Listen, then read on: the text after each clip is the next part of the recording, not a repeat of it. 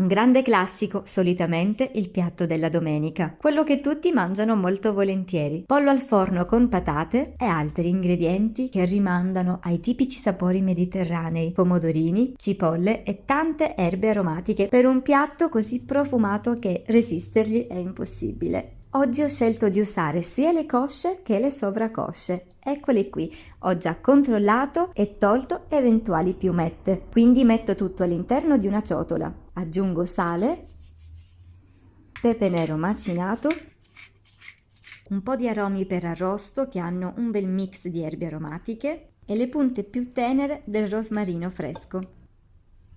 Un filo d'olio di oliva senza esagerare, mescolo e massaggio la carne.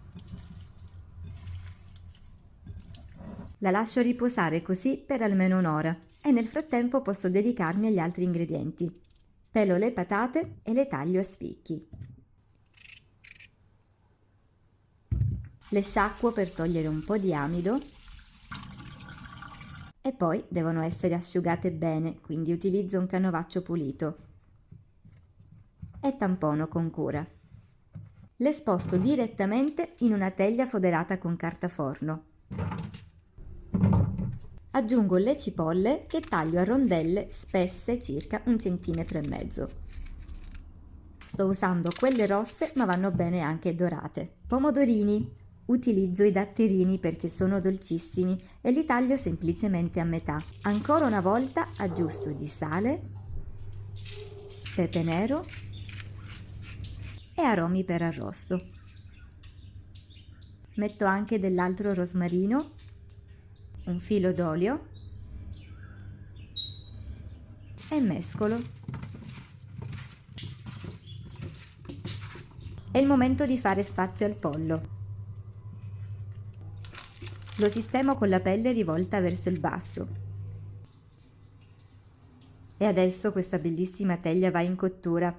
Temperatura 200 gradi, modalità ventilata. Ci vorranno circa 50 minuti. A metà cottura giro il pollo dall'altro lato.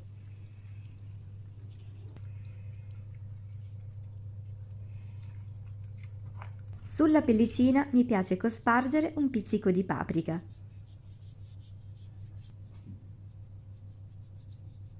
Di nuovo in forno per ottenere una perfetta doratura e una carne morbida e succulenta. Ed ecco finalmente la pietanza pronta, un pollo profumatissimo e da acquolina. Fatemi sapere come lo preparate voi. Io vi aspetto alla prossima ricetta, un abbraccio da Valentina.